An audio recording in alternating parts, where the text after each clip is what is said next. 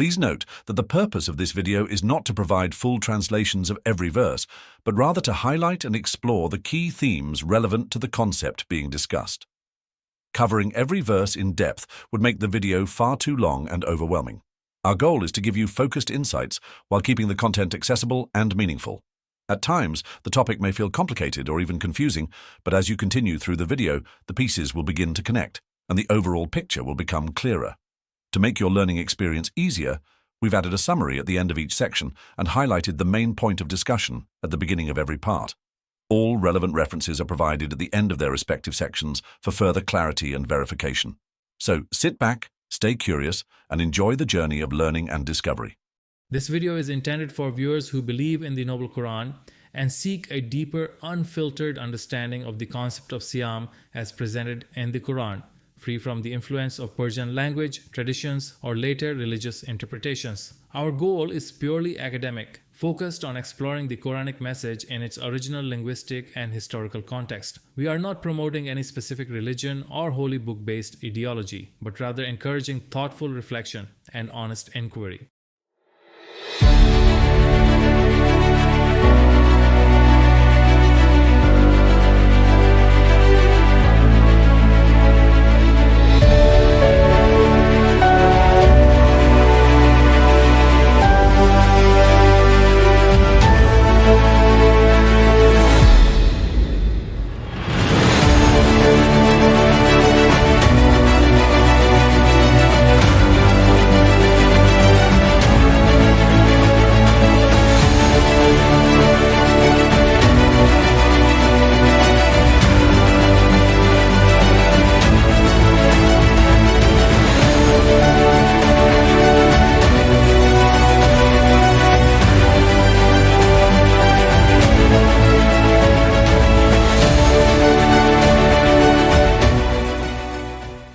The Faith Lab channel does not endorse any religion, sect, or dogma.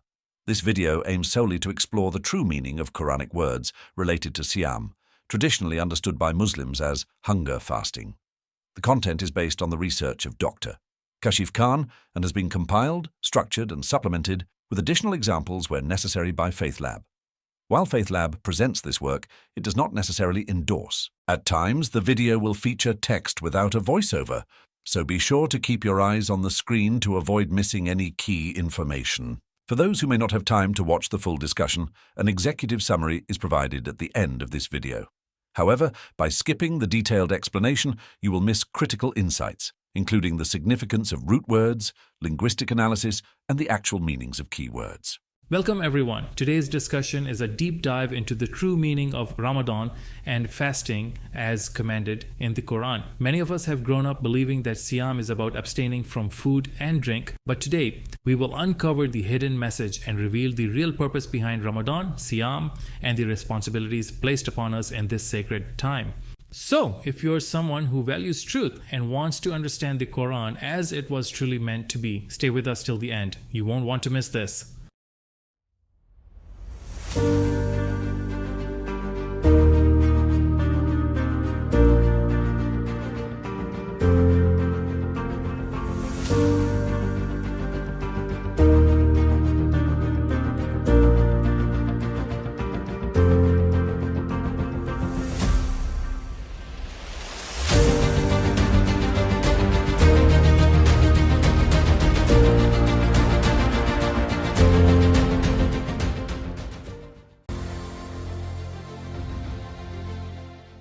Traditional Islamic scholars have long maintained that Ramadan fasting serves two primary objectives: increasing spiritual consciousness, taqwa, and developing empathy for the hungry by experiencing hunger firsthand. They argue that this month-long practice of abstaining from food and drink should naturally lead to increased charitable giving, reduced corruption, and better care for the underprivileged in Muslim societies. Note that Transparency International's Corruption Perceptions Index ranks Denmark 90, Finland 88, and Singapore 84 as transparency leaders, while the UAE 68, Saudi Arabia 59, and Pakistan 27 struggle with corruption control. Safety metrics further reflect this gap, with the UAE reporting 1 murder per 200,000 people and Pakistan 4 per 100,000, but still trailing Japan 1 per 5 million. Meanwhile, Arab nations face severe food insecurity with 59.8 million undernourished people, 12.9% of the population, far exceeding the global average of 9.2%, underscoring the direct impact of governance on public welfare. The contradiction between the expected outcomes of fasting, such as enhanced piety and empathy, and the realities of hunger and crime rates in Muslim-majority societies suggests that the true meaning of Siyam in the Quran may have been misunderstood. If fasting genuinely fostered social consciousness, its effects should be evident in measurable improvements in societal well-being. This calls for a rigorous re-examination of Siyam through linguistic and contextual analysis. By revisiting its etymology, Quranic usage, and historical context, we can move beyond traditional assumptions and rediscover the true essence of this divine command. This video follows a structured approach, analyzing key Quranic verses in a logical progression to uncover their true meanings. Keeping the context in contact, we analyze key words in Surah 2, verse 177, and systematically move through 178, 179, 180, 181, and 182 before reaching 183, where the word Siyam appears. However, the analysis does not stop there. We continue through 184 and 185 to understand how the Quran builds upon its previous statements, maintaining a coherent flow that has often been overlooked. Let's begin this journey of discovery.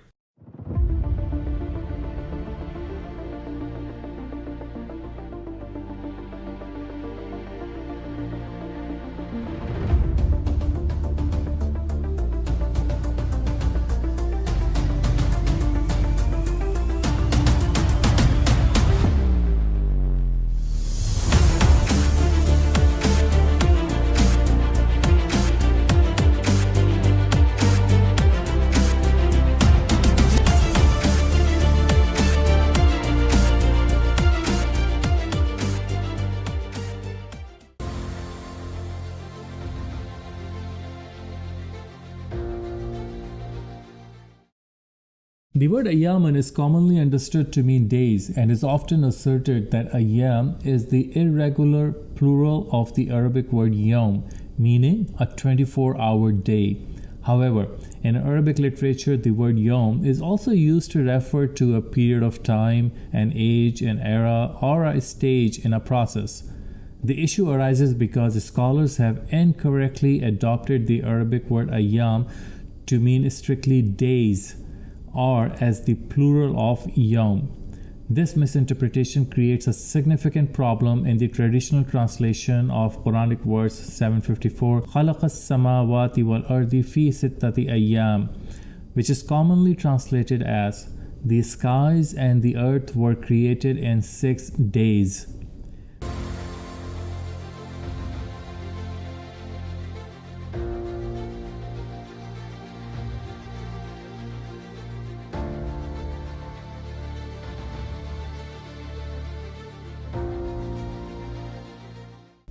The primary objection to this translation stems from the fact that the phenomena of day and night cannot exist without the earth.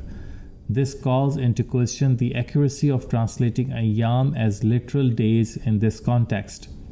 The word ayam appears in the original Hebrew text of the Torah meaning scorching. This can be verified through verse 11:15 of Isaiah. Some scholars and their followers may argue that Arabic ayam and Hebrew ayam are entirely different words with unrelated meanings. However, such claims lack linguistic basis. A simple verification using Google Translator shows that the Hebrew word ayam translates directly into Arabic as al-ayyam, confirming its Hebrew to Arabic alphabetic transition along with its original proto-root.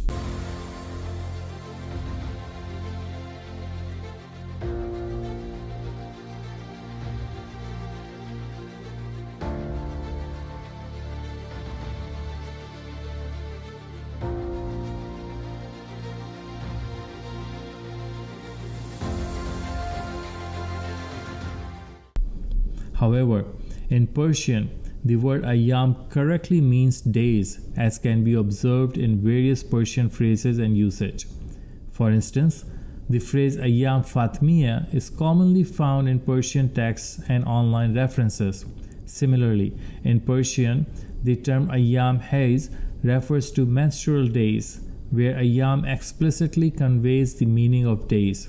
Likewise, the Persian expression ayam sogwari translates to mourning days, further reinforcing the established meaning of days in the Persian language. If the word al-ayyama in verse 24-32 is composed of the letters hamza, ya, mim, then the Arabic word ayyam is formed by inserting the letter alif into the same structure, just as the word ihsan is derived from ahsan. Likewise, ayyam is fundamentally rooted in hamza, ya, mim, aim. Arabic follows a grammatical pattern where the addition of alif transforms words into active participles, active nouns, or adjectives, altering their function while maintaining their semantic connection and preserving its core meaning. The only difference between the words al-ayami and al-ayyam is their grammatical function. The word al-ayami serves as a subject noun, similar to how al-Arabi is derived from al-Arab, where the letter ya is added to the base word al-Arab. In the same way, al-ayami is formed by adding ya to al-ayyam, resulting in al-ayami. Thus, from both a literal and semantic perspective, there is no fundamental difference between the word al-ayami in Quranic verse 24-32 and the Quranic word ayyam or its definite noun al-ayyam. However, they differ technically in their grammatical functions, where al-ayami serves as a definite subject noun, al-ayyam functions as a definite active participle, and ayyam is an indefinite active participle. Despite these technical distinctions, they all reflect the same core meaning, or they should reflect the same core meaning. If ayyam or al-ayyam are translated as days or the days, then al-ayyami must logically mean of the days or subject of the days, just as al-Arabi translates to of the Arab or subject of Arab. Likewise, al-ayami would be the subject of ayyam. This interpretation or translation makes it linguistically impossible to translate ayyam as days, while translating al-ayami as widow, widower, alone, without partners, or single, as is commonly done in the translation of Quranic verse 24-32. The correct Arabic word for widow is armala, and the correct term for widower is armal.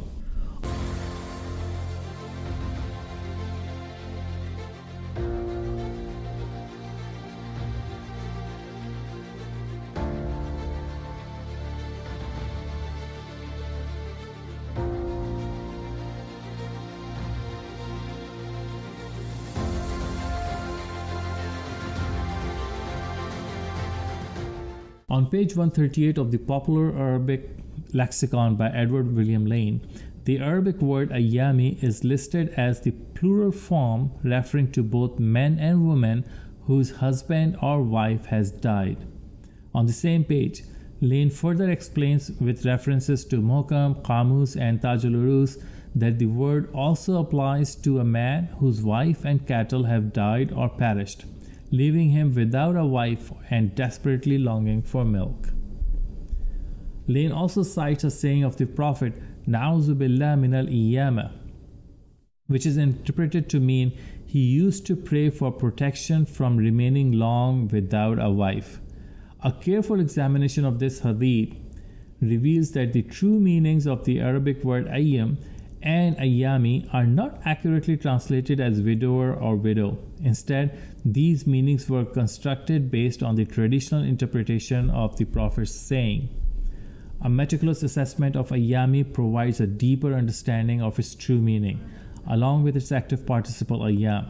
Expressions such as became forlorn of her husband, lost his wife by her death, wife and his cattle die or perish, and vehemently desirous of milk all convey a state of severe loss, desperation, and deprivation. By consulting any thesaurus, the meaning of these key words forlorn, lost, perish, death of wife, husband and cattle, and vehemently can be examined.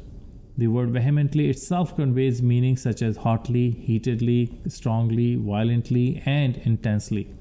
The desire for milk is clearly symbolic of a desire for sustenance, necessities of life, or survival, while cattle represent capital or wealth which has been lost, dismissed, or forfeited.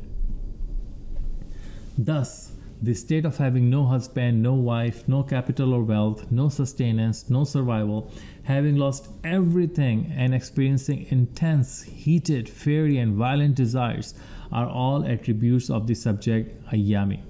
Consequently, the doer or active participle of these severe, intense, deadly, and violent characteristics align precisely with the true meaning of ayam as found in the Hebrew Bible, where it is defined as scorching, severe, fiery, blazing, blasting, blistering hot, burning, critical, terminating, and similar expressions.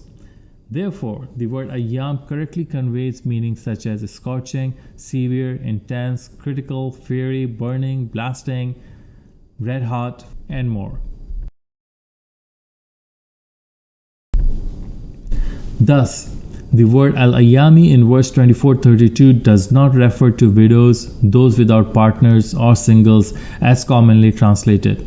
Instead, it correctly describes those who have been dismissed, abandoned, expelled, rejected, thrown away, discarded, or placed in a critical situation.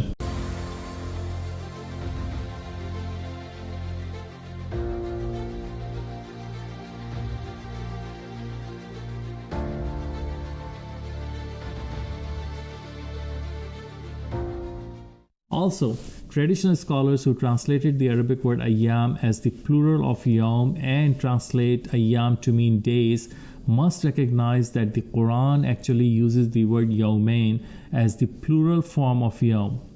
This term is abruptly translated as 2 days in verse 2:203 without any consideration of its actual significance in the verse. In an attempt to justify the false translation of ayam, these translators had no choice but to forcefully translate yawmain as 2 days, disregarding whether or not the translation would be logically comprehensible. Most translators and scholars have similarly translated this verse to mean that believers are advised to remember Allah for only a few days, and that whether one hastens to 2 days or delays, there is no sin upon him. The grammatical structure of the Quranic word ayaman itself proves that it is falsely translated as a plural word.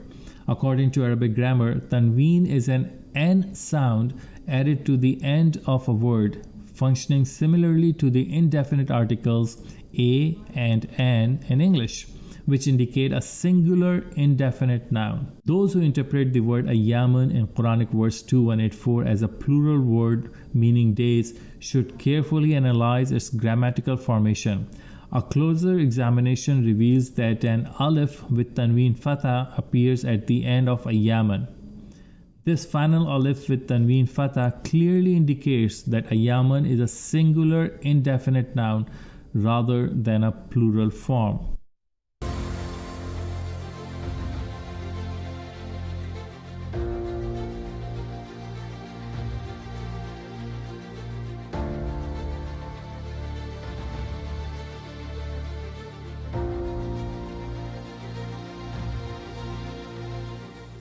The correct meaning of the word maduat in verse 2184 has been deliberately concealed, and it has been falsely translated to mean few days, limited days, specific days, specified days, appointed days, or fixed days in reference to the fasting of Ramadan.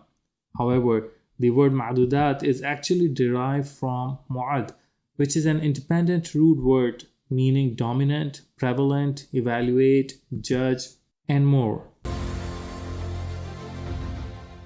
The word maduat in classical Arabic refers to tackling, catching, implementing, and so on.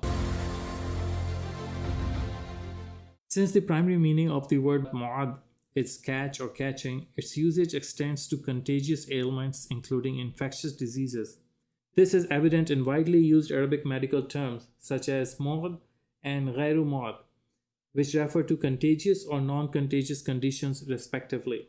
As a derivative of mu'ad, the word madudat can also be understood as a catching instrument, metaphorically signifying an intense scrutiny. Those who derive madudat from the root ad would still have to interpret it in terms of enumeration, accounting, reckoning, identifying, evaluating, summarizing, assessing, and judgment.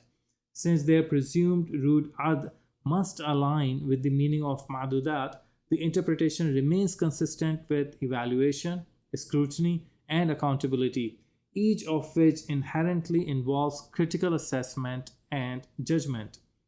A careful examination of the correct meaning of madudat makes it evident that the phrase ayaman madudat refers to critical judgment, intense scrutiny, rigorous evaluation, accountability, decisive determination, and ultimate liability. If we closely examine the context of verse 2184, starting from verse 2177, we will see that it is part of a broader discourse that builds upon the themes of belief, obligations, and consequences in the afterlife.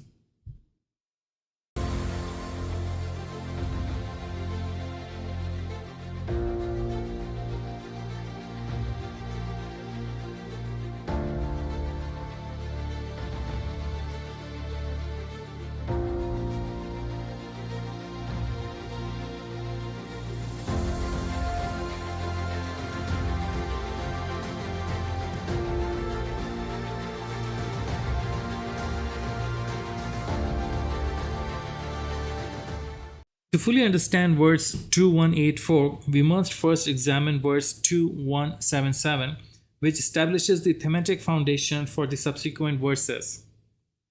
Here, verse establishes the foundation for understanding 2184 by first setting the condition of accepting Allah, then portraying death, judgment, and the hereafter, followed by emphasizing moral duties, patience, and accountability, rather than blind adherence to religious rituals or religious roadmap.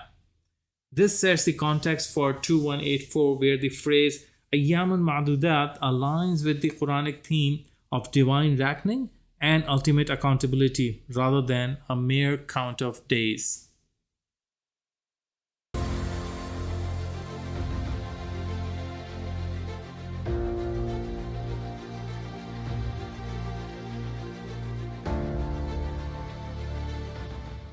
The next verse, 2178, continues the theme of judgment, accountability, and consequences, further reinforcing the understanding of ayaman madudat as referring to intense scrutiny and critical judgment, rather than a mere reference to a few days. This verse presents a divine decree on justice and accountability, using key terms that require a precise linguistic interpretation. The phrase kutiba alaykum, where the verb kutiba means to be booked, emphasizing that this is a binding command related to justice and ultimate accountability. This binding command applies specifically to al-qisas, which is commonly translated as retribution, but a deeper linguistic analysis reveals that al-qisas derives from the root qas, meaning cutting, clipping, disengagement, and separation. This suggests that qisas is not just about legal retaliation, but about the principle of separation as a consequence of wrongdoing. The necessity of qisas arises in cases of wrongdoing, specifically in instances of al-qatl, a term often translated as killing or murder. However, al-qatl extends far beyond physical killing. It signifies fatality, hostility, discharging, mortification, degradation, dishonor, embarrassment, and so on. This means that qisas is not just about responding to physical acts of violence, but also about enforcing separation in cases of severe wrongdoing that lead to the destruction of life, dignity, and justice. The verse concludes with azabun alim, which is commonly interpreted as painful punishment. However, azab does not merely imply suffering, but rather judgment, sentencing, and torment that comes as a result of accountability. In this context, azabun alim signifies a decisive ruling that brings inevitable and painful consequences to those who engage in wrongdoing.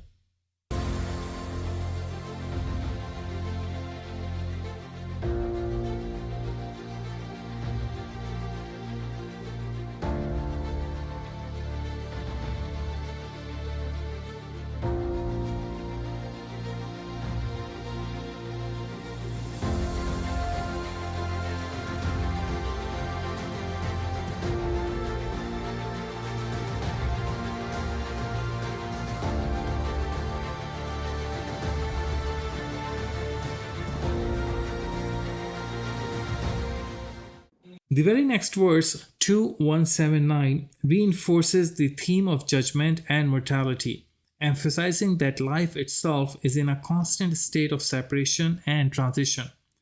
The phrase وَفِي الْقِصَاصِ هِيَ is traditionally mistranslated as in retribution there is life, but a more precise understanding is you are in the clipper of life, signifying that life is continuously being cut, clipped, or separated.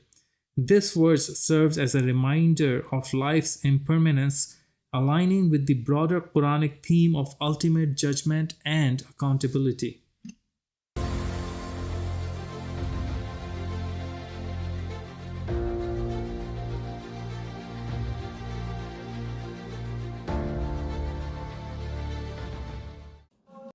The verse 2180 mandates the lawful distribution of inheritance, reinforcing the obligation kutiba alaykum, meaning it is decreed, booked upon you.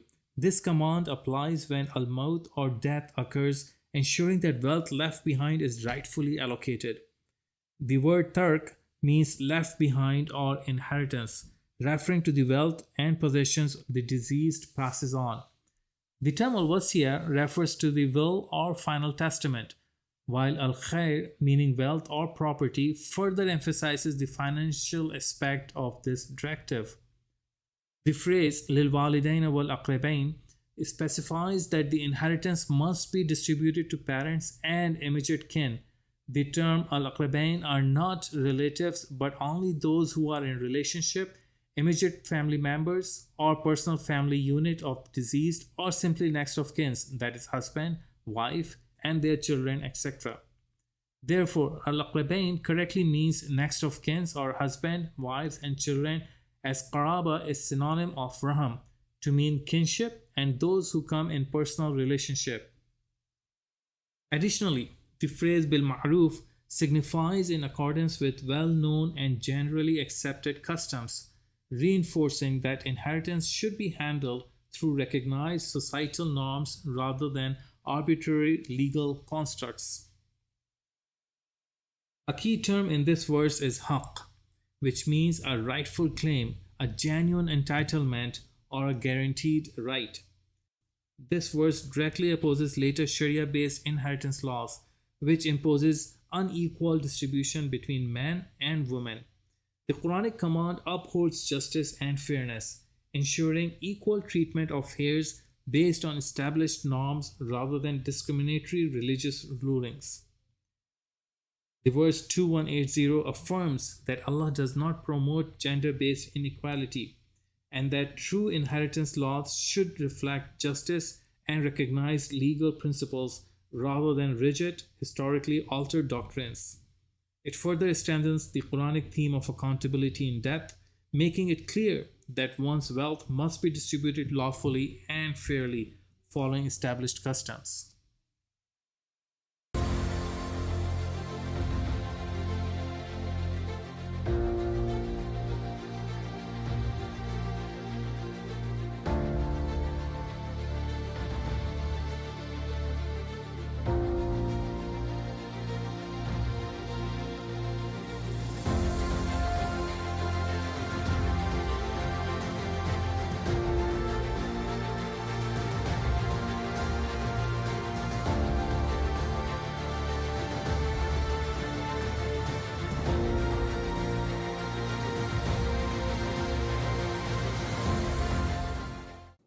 The next verse, 2181, continues the discussion on inheritance distribution, reinforcing the binding nature of the will and warning against any unjust modifications after it has been heard.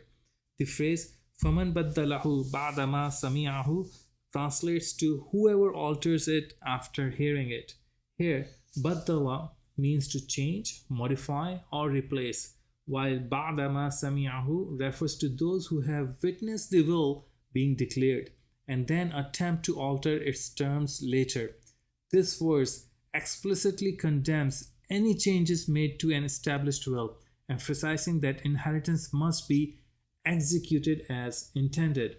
The next phrase, فَإِنَّمَا إِسْمُهُ عَلَى الَّذِينَ يُبَدِّلُونَهُ, states that the burden of guilt falls upon those who manipulate the inheritance process. Innama literally meaning that what, however, indeed, but this is also an idiom of develop, grow, developing, growing, or accomplishing something. The term ismuhu signifies a chargeable offense or legal accountability, reinforcing that this is not merely a religious sin but a punishable crime under divine justice. The verb yubaddilunahu refers to those who deliberately alter the will's contents, indicating that they bear full responsibility for their actions. This establishes the tampering with inheritance distribution is a legal violation with consequences. The verse concludes with Inna Allah Sami'u Alim, meaning indeed Allah is the intellectual informant. This verse serves as both a legal and moral warning against the manipulation of inheritance. It establishes that violating a will's fair distribution is a punishable offense, not just an ethical failure. The Quran consistently upholds justice and the necessity of following well-known public customs when handling inheritance. By making the execution of a will binding, the verse ensures that the rights of heirs are protected and those who attempt to alter inheritance unlawfully are held accountable.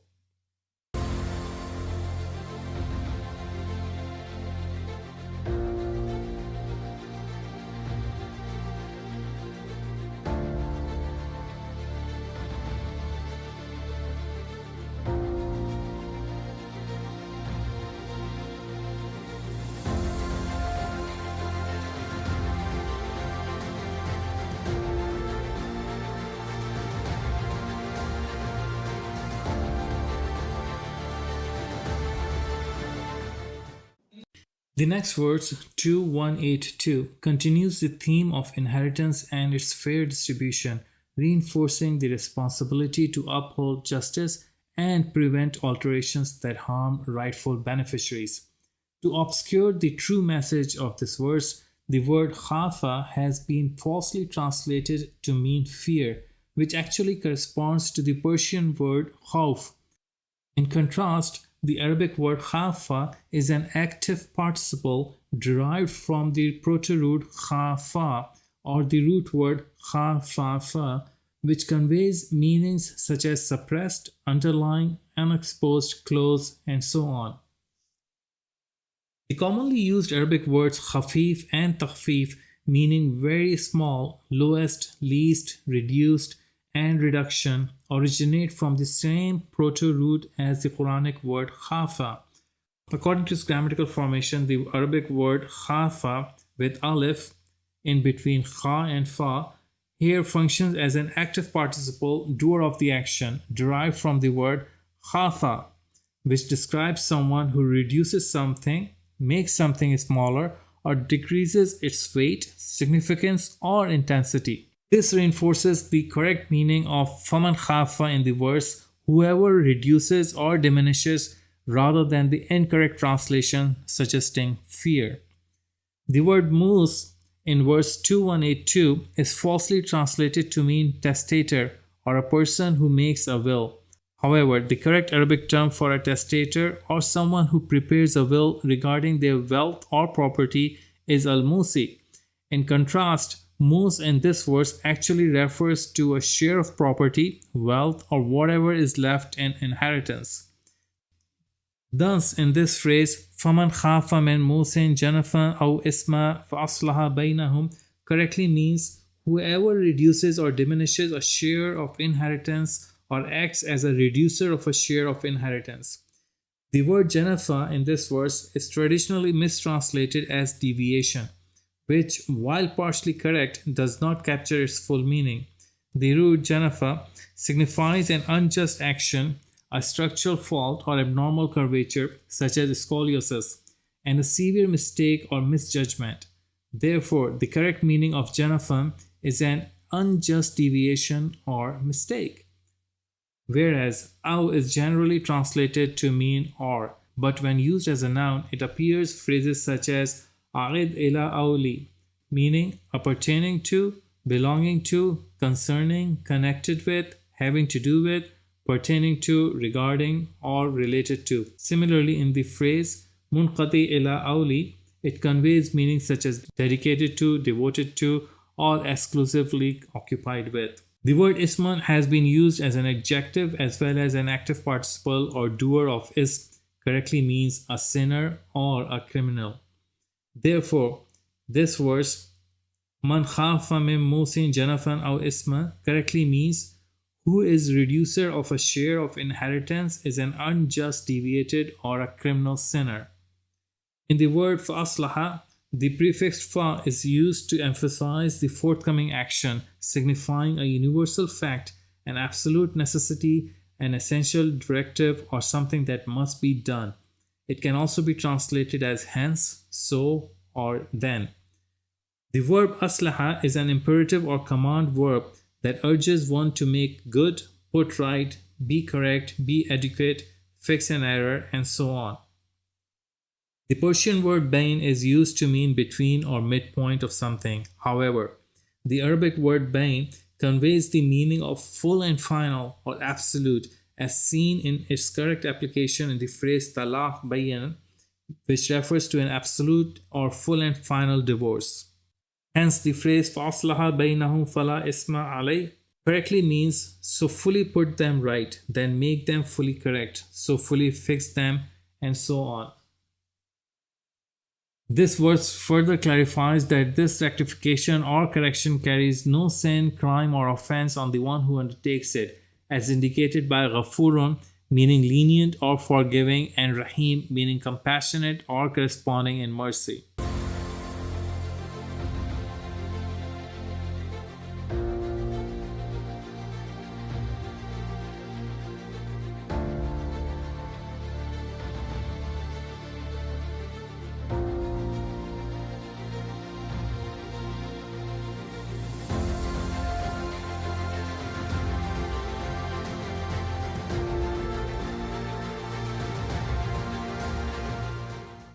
It is widely propagated that the word asayam is the plural of asawm and that asawm means fast.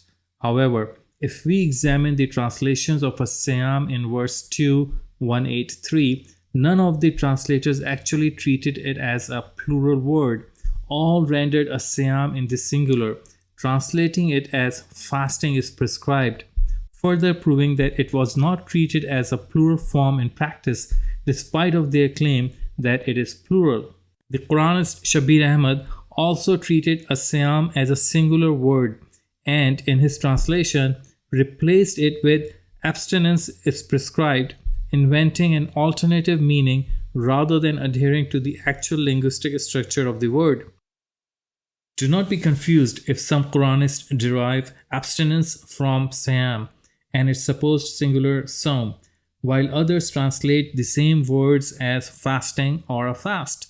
Technically and functionally, there is no real difference between abstinence and fasting, since both imply refraining from certain actions. Hence, neither abstinence, fasting, nor a fast is a plural term, yet, despite this, they still claim that a Siyam is the plural of Sawm. This contradiction exposes the inconsistency in their translation. They may argue that in English, it is not possible to use a plural form of fast and that this is why a Siyam is translated as fasting. However, this claim is incorrect, as the plural form of fast does exist in English and is fast, as can be verified in dictionaries and linguistic sources. In reality, the word Siyam is an active participle or doer of the action, derived from the root sum.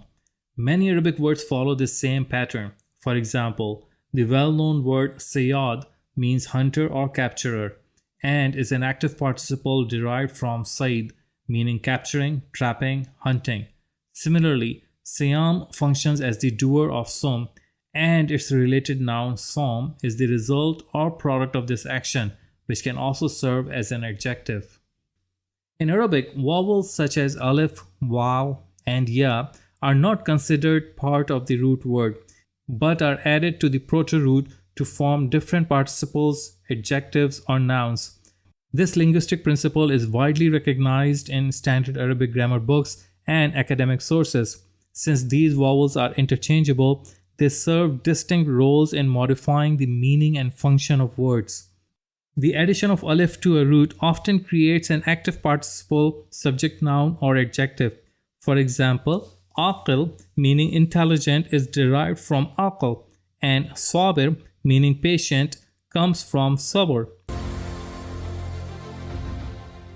Similarly, inserting waw into the root transforms it into the product or outcome of the action.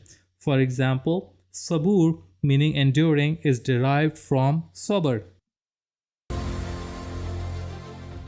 Meanwhile, ya is commonly used to form gerunds, continuous nouns, or adjectives as seen in alim from ilm, knowledge, azim from azm, greatness, hamid from hamd, praise, and rashid from rushd, guidance. This pattern shows how vowels play a critical role in shaping word meanings while preserving the original three-consonant root system in Arabic.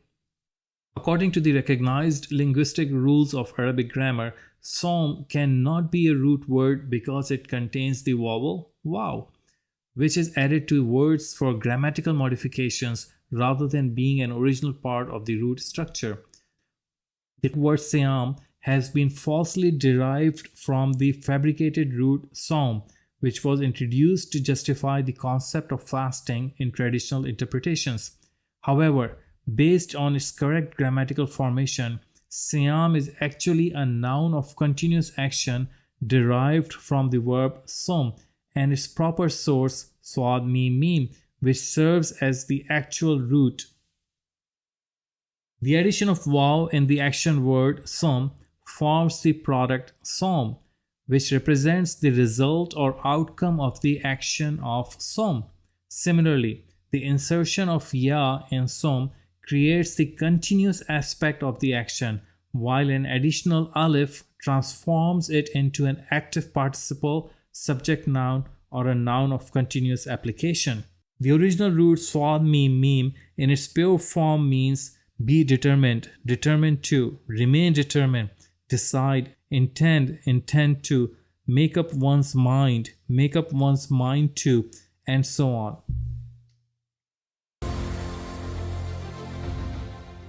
The word Siyam is not abstention from food and drink.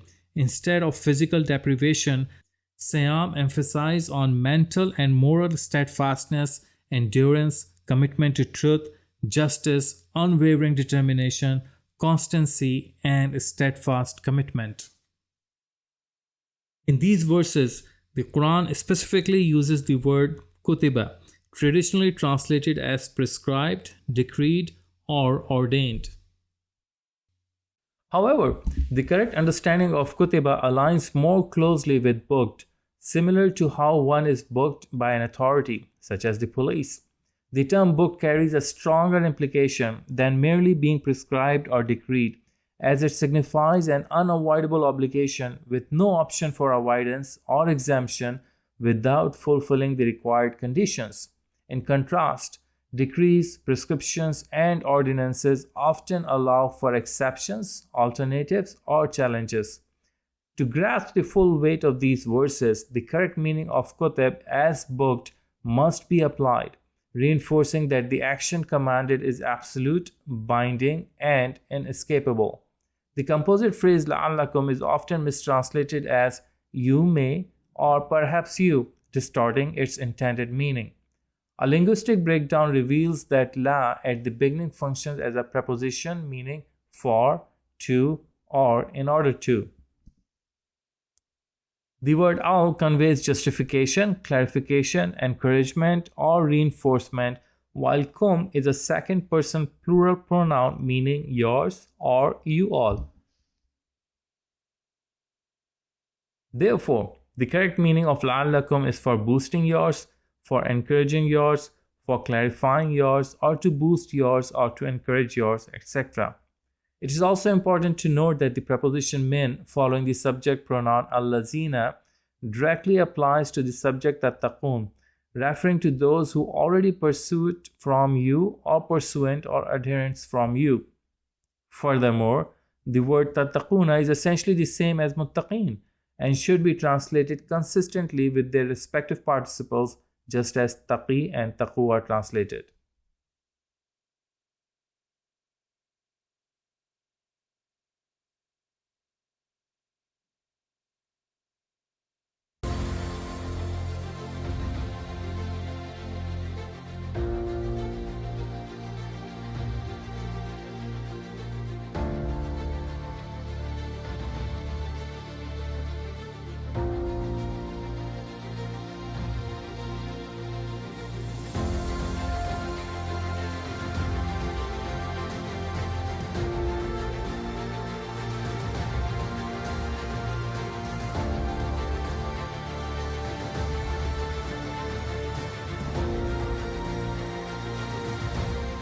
Those who interpret the Arabic word maduat in verse 2184 to mean few, fixed, specific, or limited fail to recognize the correct linguistic distinction. The Arabic word mahad is the proper term for specific, few, fixed, or limit, while mahdudat explicitly refers to limitations or constraints. Additionally, this word mahdud is widely used in Urdu, retaining its accurate meaning of something being limited or few in number. Therefore, the translation of madudat as a few numbered days is incorrect translation that does not align with its actual Arabic root. The word maridan of the next phrase, faman kana minkum maridan of verse 2184 correctly means a fulfilling, willful, agreed, accepting, satisfactory, consented, content. However, the traditional scholars of Islam take this Arabic word maridan from Persian noun mariz and translate to mean ill, sick, diseased, or patient. These scholars have completely ignored the correct meaning of Arabic words such as yardi, tardi, rada, radiyallah, and the widely used name murtada, all derived from the same Arabic root. If they insist that marid derived from the same root strictly means ill or sick, then by their logic, does radiyallah mean those who were sick of Allah or that Allah was sick of them? Clearly, this is an absurd conclusion, exposing the flaw in their distorted translation. Hence, the Persian word mariz means sick, ill, diseased, or patient, whereas in Arabic, the correct term for a diseased or sick person is alil, and the word for disease, illness, ailment, or sickness is illa. The distinction proves that the Arabic word marid is not synonymous with the Persian mariz. Additionally, Arabic has multiple words to describe illness or defects such as saqim, saqam, danif, da, tawa, or su'un. These variations further confirm that the Quranic word marid must be understood in its proper Arabic context rather than being conflated with its Persian counterpart. Thus, the Arabic word marid correctly means satisfactory and agreed. Additionally, maridan and marida are examples of adjectives in Arabic that describe something pleasing, satisfactory, or accepted. Therefore, the word maridan in verse 2184 correctly refers to someone who is satisfactory, meeting the set criteria of judgment, and pleasing to Allah, as also reflected in verse 89:27 and 89:28. These references confirm that maridan conveys approval and satisfaction rather than incorrect translation of illness or weakness. The letter fa functions as a conjunction meaning so, then, or indeed, while man denotes whoever or who. The verb kana in its past tense means was, became, fell into, or was instituted. The phrase minkum is a combination of min, meaning from or of, and kum, the second person plural pronoun meaning you. Hence, the phrase faman kana minkum maridam correctly means so whoever from you was satisfactory. In the next phrase, aw ala safarin, the coordinating conjunction aw means or, indicating an alternative condition, while the preposition ala conveys meanings such as on, upon, over, entirely, or all over. The Arabic word safar has been wrongly translated in traditional translations due to the influence of the Persian word safar, which means journey, trip, or travel. However, when analyzing its true Arabic root safar, its derivatives throughout the Quran indicate a different meaning. In 7434, the word asfara refers to the brighten. In 8038, musfira is used to describe bright or flash up. Additionally, in 8015, safara refers to scribes, and in 62.5, asfar denotes books. Moreover, books of Moses are called asfar Musa, in which asfar is the active participle, also known as irregular plural of the same Arabic word safar to mean books, compilations, publications, volumes, and so on. Hence, asfar Musa is another evidence against traditional scholars who take the word safar to its false meaning, travel or traveler, so that they can bring all pagan and polytheistic beliefs in the translation of the Quran.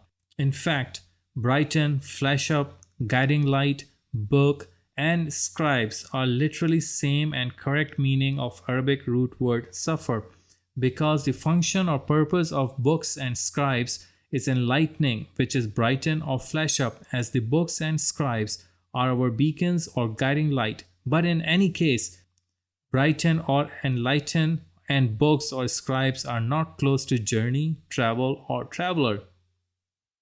This demonstrates that the Arabic word safar is not about physical travel, but rather about establishing agreements, settling disputes, and bringing enlightenment. In Arabic, passport is called jawazus safar, which is wrongly understood in Urdu and Persian to mean a travel permit, whereas Arabic word jawaz literally means authorized of something, having authority of something, and so on. Hence, if we take Arabic word safar to its correct meaning, settle or settlement, then Arabic phrase jawazus safar, that is passport, refers to the right of settlement. This is evidence of correct meaning of Arabic word safar, which is used in the phrase jawazus safar, because only those are issued a passport from the authority of a country who have right of settlement in that country. So, word safar correctly means settle or settlement. Therefore, jawazus safar is a passport, that is, a pass of land, a written passage or documented authority of a mission, or simply a passbook, a passage of the book, or the clause of the book. However, the Arabic word safar has been deliberately mistranslated as travel to align with false interpretations, despite Arabic having distinct words for travel such as rihla, rahil, antashar, and intaqal. This is the reason why business and travel is called amalu rihlat in Arabic. The correct meaning of safar is settlement, reconciliation, mediation, or bringing about peace. This is further evident in jawazus safar, which actually signifies a right of settlement rather than mere travel permission. Furthermore, safara or sifara, meaning embassy, originates from the same root and denotes a place of mediation, peace agreements, and diplomatic resolutions, not travel. Hence, it does not mean that if safara is used to mean embassy, its root word safar is taken to mean getting a visa from safara and go to world tour or travel around the world. In reality, embassy or safara is a center, an agency, or a mission of one country in the land of other country which enlightens the policies of its home country to the country in which it is based up. It relaxes or reconciles the conflicts between two countries and mediate among the authorities of both countries to compromise, cease fire, and establish peace. To reach the correct meaning of Arabic word safar, you can also find the word safir in the dictionaries, which is again a derivative of the same root word safar. Likewise, safir, meaning ambassador, refers to a mediator rather than a traveler. These words prove that safar relates to documentation, negotiation, reconciliation, and settlement rather than physical movement. Please don't go to the case markers given on the word safara in the above or any other dictionary. This is because case markers denote dialectic only, but they cannot change the meaning of root letters. Hence, no matter whether you call it sifara or safara, the meaning of its root letter safar will not change. Likewise, you can find the word asfar in the dictionaries to determine the correct meaning of word safar. According to its formation, Arabic word asfar is an imperative verb and elevative verbal noun of its default past verb safar, which is derived from Arabic root word safar and made imperative by adding letter alif in the beginning of safar. Therefore, asfar is used to mean enlighten, put light on something, scribe, documenting, reconciling, settling, reuniting, etc. Anyway, Arabic word safar refers to documentation, authentic document, book, compilation, publication, volume, writing, order, diplomatic, settlement, and so on. Thus, in Quran 2184, the phrase aw ala safarin correctly means or on settlement, enlightenment. The prefixed article fa of fiddatun makes iddatun entirely necessary, very important, must, and essential, whereas Arabic word iddatun correctly means ability to implement, capacity or ability of doing something, watchfulness, act of becoming ready or preparation of doing something, and so on. Preposition min means from as well as of. Following are the meanings of the word ayam: scorching, severe, fiery, blazing, blasting, and so on. Following are the meaning of the word akhara: end, setback, terminal, utmost, and so on.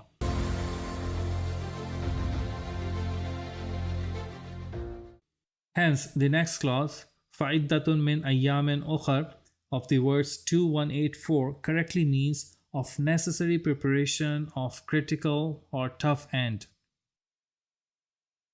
The next clause of the same words starts from the words وَعَلَى الَّذِينَ يُطِيقُونَهُ, in which wow is a linking conjunction and ala means on, over, at as a preposition, and also to mean overall and entirely as an adjective noun.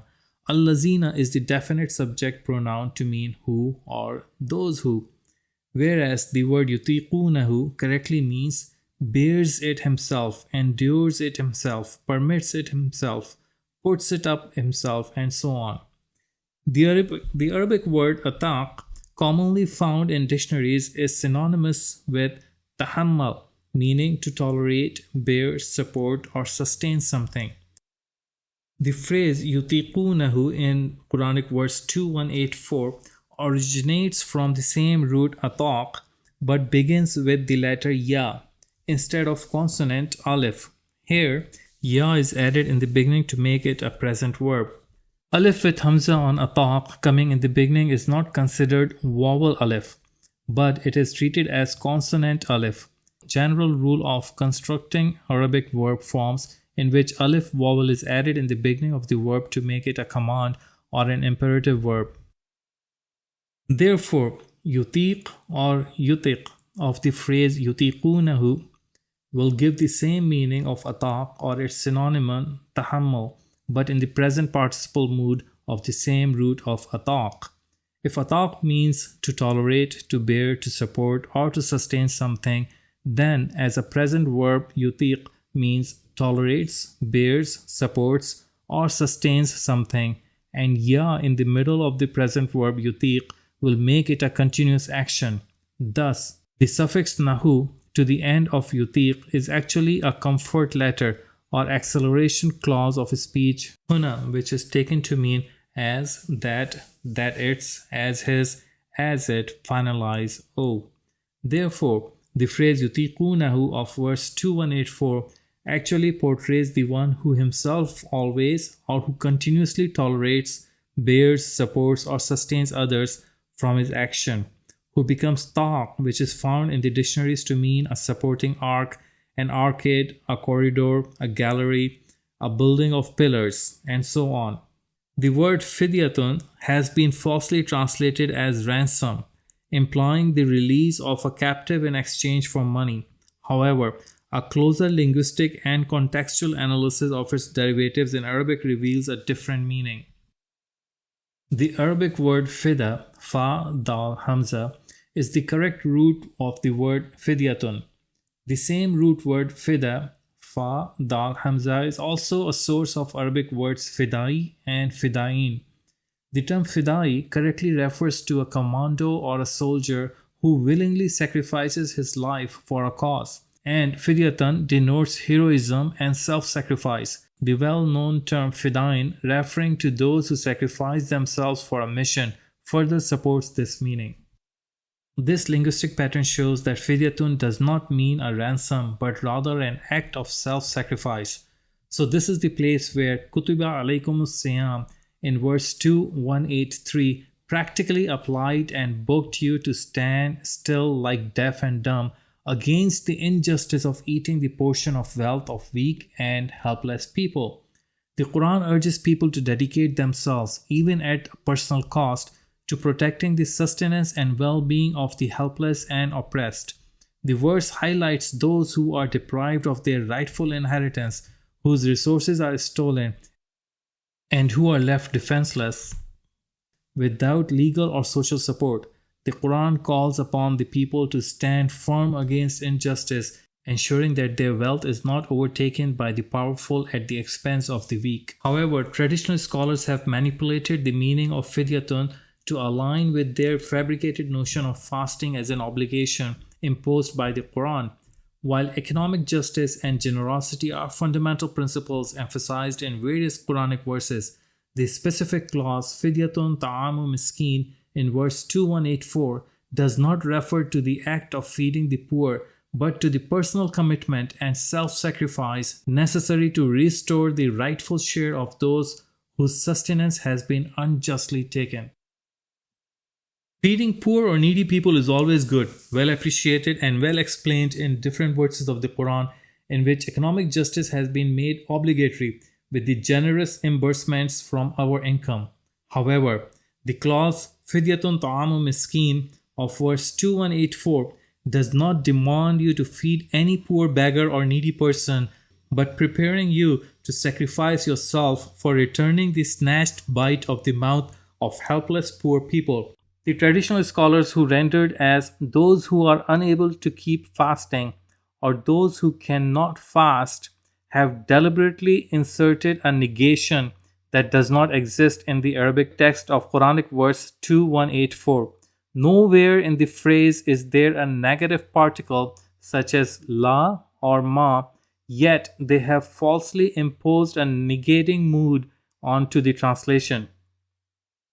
The false equivalence of ransom fidya and compensation badal exposes another contradiction. Ransom is an unjust demand for the release of a captive, while compensation is a right of the victim. Traditional scholars and so-called Quran only have deliberately confused these concepts to enforce their own religious doctrines rather than upholding the Quran's actual message of justice, economic fairness, and standing against the oppression of the weak. Thus, the Quranic fidyatun in verse 2184 is not about paying a ransom for breaking a fast, but about making a personal commitment to justice, ensuring that the rights of the deprived are restored and the economic exploitation is confronted with unwavering determination. Anyway, the phrase ta'amu miskin is not about feeding poor, beggar, or needy people. This is because ta'am is not a verb but a noun. to mean eating substance, thing that is eaten, material that is consumed, and so on. It signifies a bite, morsel, nourishment, or livelihood, something tangible that one possesses or has access to rather than an act of feeding someone else. Similarly, the Arabic word miskin has been falsely equated with poor or needy in the sense of financial poverty. However, miskin actually refers to pitiful, lost, lonely, helpless, unfortunate, and forlorn. It does not inherently mean a person who lacks money, but rather describes someone who is in a state of emotional, social, or existential vulnerability.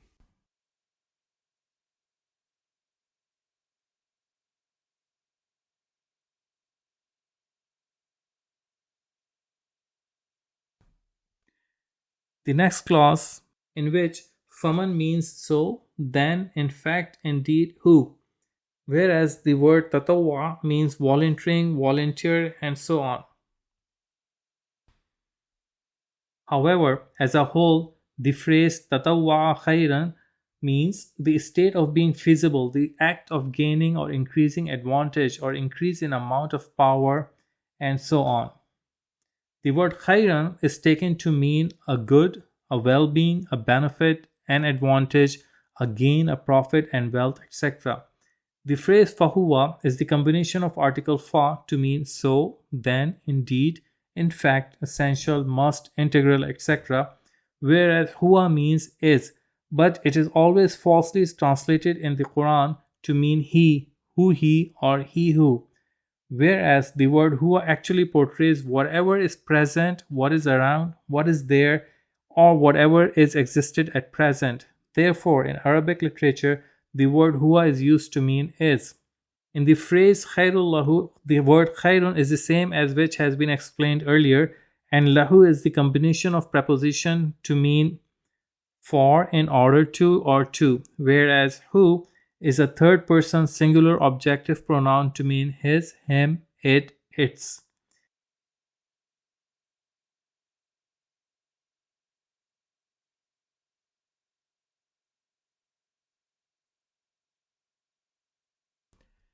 The last phrase of this word, وَأَن تَصُومُوا خَيْرٌ لَكُمْ إِن كُنْتُمْ تَعْلَمُونَ, which concludes the purpose of كُتِبَ عَلَيْكُمُ الصِّيَامُ. The word tasumu is a passive voice plural verb of sum in which prefixed letter ta makes it a plural verb which is applicable to everyone. An addition of letter waw in the verb sum makes it a passive voice product, and ending u is a short form of plural pronoun of addressees, which is normally translated to mean third person pronouns they, those, their, them, and also to mean second person pronouns you, your, and yours according to the addresses of the subject coming from the context. However, taking tasumu like passive voice verbs to mean a command verb or an imperative verb to give an order of doing something is totally out of question and beyond the grammatical rules. Hence, the phrase وَأَن تَصُومُوا correctly means, and if you remain steadfast, firm, determined, stuck with your mission like deaf and dumb, adhere to or cling to a substance or surface, remain fixed in a particular position, unable to move or remain unwavering, persistent, committed, and dedicated. Khairul lakum means good for you.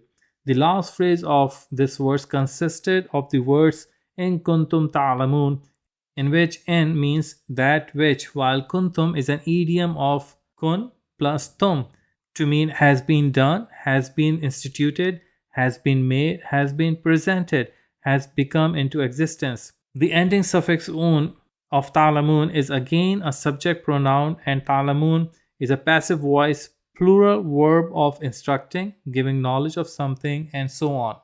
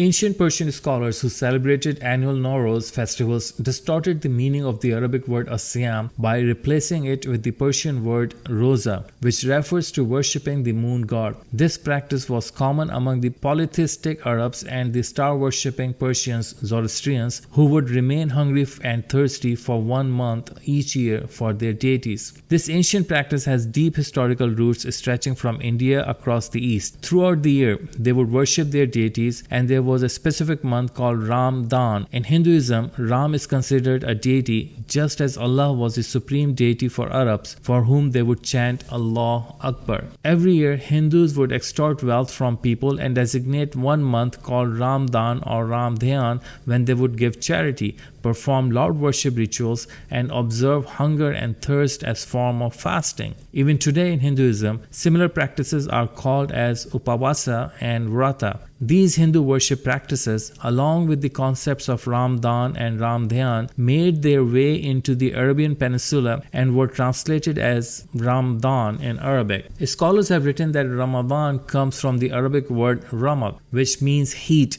but the historical reality of Ramadan is different from what is commonly understood.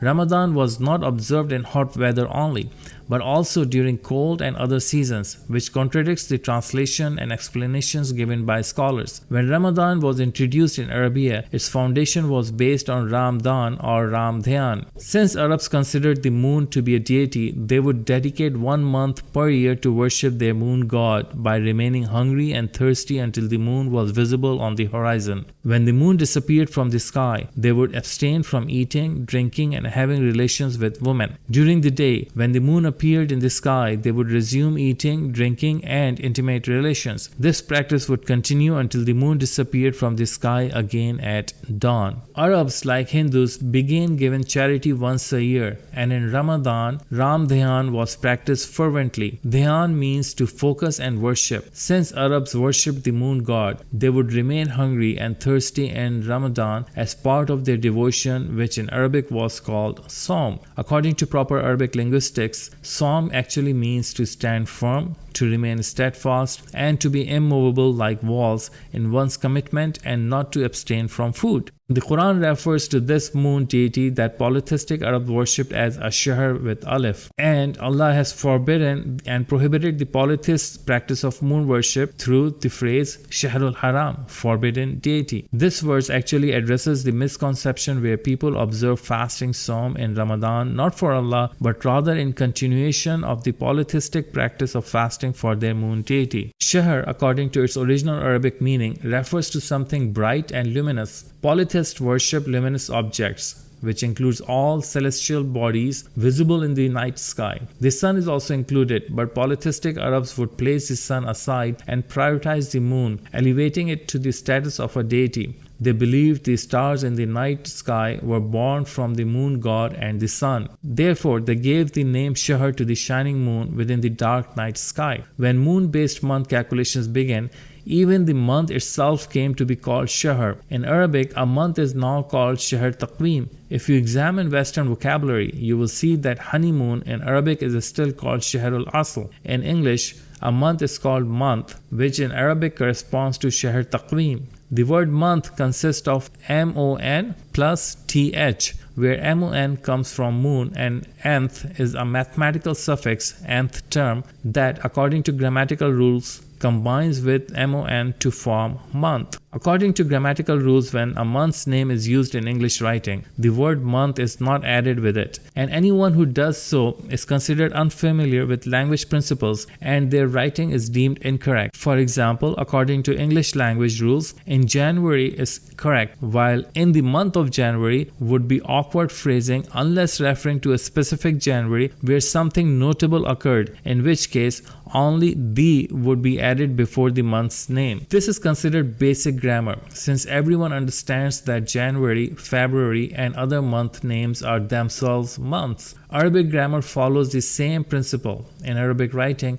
a single word appears that encompasses the meaning. The Arabs are a people who pride themselves on their linguistic superiority. Similarly, in Persian and its derivative Urdu, whether you call a month by its name or moon does not make a difference. Unfortunately, Quranic verses have been translated with such carelessness and incomplete understanding that even a basic linguist would say, God forbid, that only a fool would create a sentence where Ramadan is addressed as Ramadan's month or Ramadan's moon. Therefore, in verse 2185, before the word Ramadan, the term Shahr appears, but according to the rules of Arabic grammar, this Shahr cannot be taken to mean month or moon. Instead, Shahr is used in its fundamental meaning of shine, glitter, announcement, declaration, or proclamation. This is because Ramadan was already known as one of the 12 months of the year even before Islam. A month even worship was performed with great fervor, charity was given for good deeds,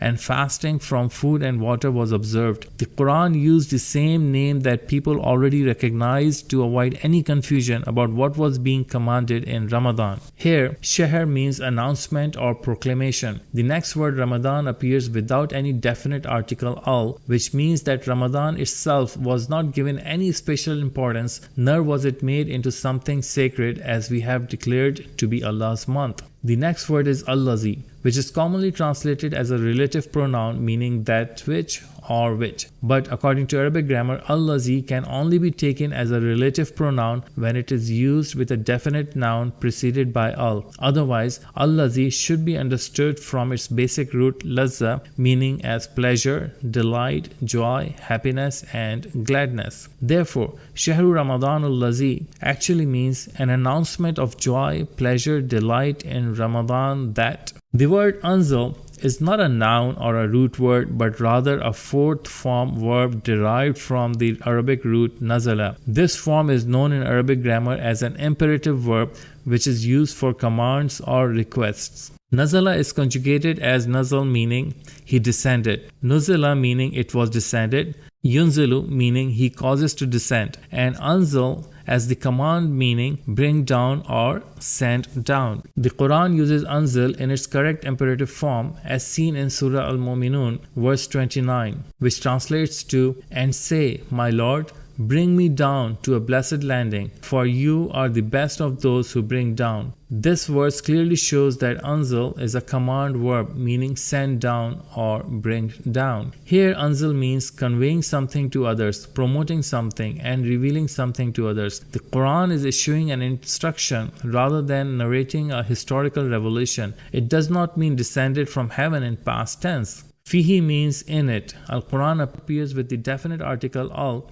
In reality, the phrase Shahru Ramadan al-Lazi unzila fihi al-Quran is telling us a joyful announcement that in Ramadan convey the Quran to people. Just as the past tense verb kataba means wrote, aktab means write, every Arabic verb follows this pattern when beginning with alif. Therefore, if it were nazal, one could accept that it's saying the Quran was revealed in Ramadan. But here, the Quran is deliberately using the imperative form anzal to command that the Quran be conveyed to people in Ramadan. Shahru Ramadanul Lazi unzila fihi al-Qur'anu hudal linnas. These words in verse 2185 up to this point are speaking about the law that exists in the Quran for people's guidance and direction, and how we have been given the responsibility to convey it to people during Ramadan. The definite article al was not attached to Ramadan on purpose, because using al Ramadan as a definite noun would have restricted the responsibility of conveying the Quran's message only to that one specific Ramadan in which the Prophet and his companions were given special duties to reach out to people. Instead, Allah's command was to spread the Quran to people in every Ramadan. Those who claim the Quran was revealed in Ramadan should also understand that the Quran is not referring to Ramadan as a specific event when the Quran's revelation occurred. If that were the case, the definite article al would have been used with Ramadan. After stating Hudal Linnas, guidance for mankind, as the central principle, the clauses of this guidance are listed separately using the conjunction wow, meaning and. وَبَيِّنَاتِ مِنَ الْهُدَى, and clear proof of guidance. Bayyinat is actually used in the sense of between, exactly when legislative bodies write between before listing the specific clauses of law. indicating that what falls between this law is now being explained. Our scholars have interpreted bayyinat as proofs of guidance, which is why the most important clause in this verse has been neglected. And disregarding grammatical rules, they have merged what comes before and after in a way that distorts the meaning. This leads people to do exactly what Allah has forbidden. The absurdity is that when the phrase Hudal linnas, guidance for mankind, already appears, what is the point of saying bayyinatin minal huda, proof of guidance again? This redundancy makes no sense grammatically. Wal furqani faman shahida minkum ash-shahra falyasumhu. Furqan is derived from the basic Arabic word farq, which means difference. This is the same distinction that appears in accounting and mathematics questions as tafriq, differentiation, showing the difference between 2 and 1. Then man, whenever this word appears at the beginning of a clause, it indicates something extremely important, extremely valuable, and absolutely correct. Man means whoever, minkum means from among you. Min means from, and kum refers to those being addressed. Ash-shahr appears with definite article, and it refers neither to the month nor to the city, but to the specific moon that was called the moon god. Wherever the moon god is mentioned in the Quran, it is described as shahr for the people in general, and ash-shahr al-haram, forbidden moon, when declared prohibited. Fal-yasumhu is a compound Arabic word that forms a complete sentence by itself. The first letter fa establishes its reality. The following lam gives the meaning of for. Yasum is a present tense verb, and this is the same sum that our scholars call fasting. But in the Quran, both sum and siyam are used in the sense of standing firm, being steadfast, and unwavering for something. The who at the end is actually a third person singular pronoun, also called a third person suffix. This pronoun refers back to ash-shahr, the moon, meaning sum for it, the moon. So fal yasumhu is talking about the sum that is observed for the moon deity ash-shahr. Even if we accept our scholars' interpretation that yasum means to fast, then this phrase wal furqani faman shahida minkum ash-shahra falyasumhu would mean, and among you whoever is completely separate are those who fast for the moon deity. If we also accept our scholars' interpretation that ash-shahr refers to the month of Ramadan, then the meaning of this Quranic clause becomes even clearer. In that case, the Quranic words wal furqani faman shahida minkum ash-shahra falyasumhu would mean whoever among you fasts during the month of Ramadan is completely separated from you. This is the miracle of Allah's word, that no matter how hard Satan tries, he cannot change the meaning. From whichever angle you look at it, the meaning goes against those who attempt to distort it. Now, who are those being addressed as you? These are the two groups who were given this message, Allah's Prophet and his noble companions.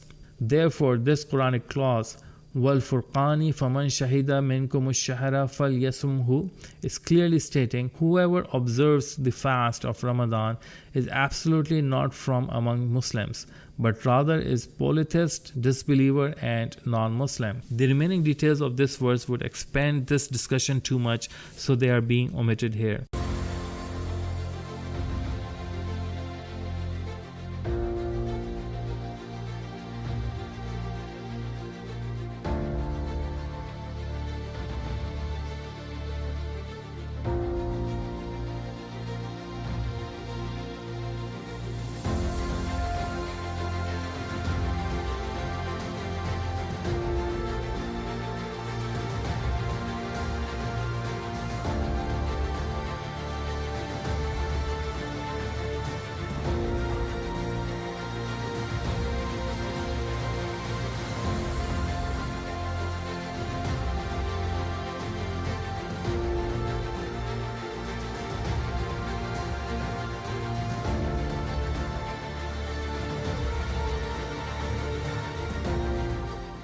The translation of Quranic verse 2187 has been deliberately altered to fit the pagan concept of hunger fasting.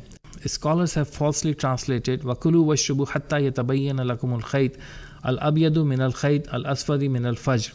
Allah has ordained for you and eat and drink until the white thread of dawn appear to you distinct from its black thread. However, The correct meaning is eat and drink whatever until the subject matter is already distinguished, shown, stated, made clear to you in black and white, or eat and drink unless it appears wicked, immoral, or sinful. The word al-khayyat refers to thread, theme, direction, subject matter, and a particular piece of writing, just as we use live thread or closed thread in modern discussions online. Therefore, you can eat and drink unless there is any written reference of abstaining from eating and drinking in Ramadan, which has come from Allah in black and white. Similarly, Al-Fajr in the Quran is associated with penalty, wickedness, or recompense together with the rising of the day. Thus, the verse does not impose hunger fasting, but rather instructs us to follow what has been clearly stated in writing by Allah. However, all reputable dictionaries mention the Arabic word al-fajr to meaning starting, inception, daybreak, blast, blow up, set off, act of immoral and sinful. So, in the said verse 2187, the same word al-fajr is used in its primary meaning, already visible, burst to clear, and able to be penalized, wicked or sinful. Furthermore, the concept of fasting is clarified in Surah Al-Maryam 19:26, where Allah Himself defines it in His own words: eat, drink, and refresh your eyes. This completely contradicts the notion of hunger fasting, which was adopted pagan practice. The verse 26 in Surah Maryam is wrongly translated as if Mary, mother of Jesus, was not living in the human world and seldom came across people. So, if you see any human. This verse explains what to abstain or refrain from when you keep Siyam, popularly known as fast. In fact, she said, I have committed my Siyam, fast, for God. So don't talk today inhumanly or loosely, meaning do not engage in unnecessary, loose, or inhuman conversation. Additionally, nothing in this verse mentions prohibiting relations with women or describes men and women as garments for each other. Since the verse is discussing Siyam, which means steadfastness and commitment, the phrase libas signifies how men and women should be partners in upholding truth, maintaining confidentiality, and protecting each other in their mission to challenge falsehood. The term al-masajid does not refer to the mosque, as Islamic mosques did not exist when this verse was revealed. Instead, it referred to the pagan places of worship where they prostrated to their gods and obeyed other than Allah. A deeper study of these verses reveals that Allah commands particular responsibilities in Ramadan, not physical deprivation. The real task is to go to places where false beliefs are upheld and spread the Quranic message to those who have been misled into hunger fasting for the moon deity after sighting the moon. Those promoting false teachings in the name of the Quran must correct themselves, return to the true message of Islam, and cease fabricating interpretations.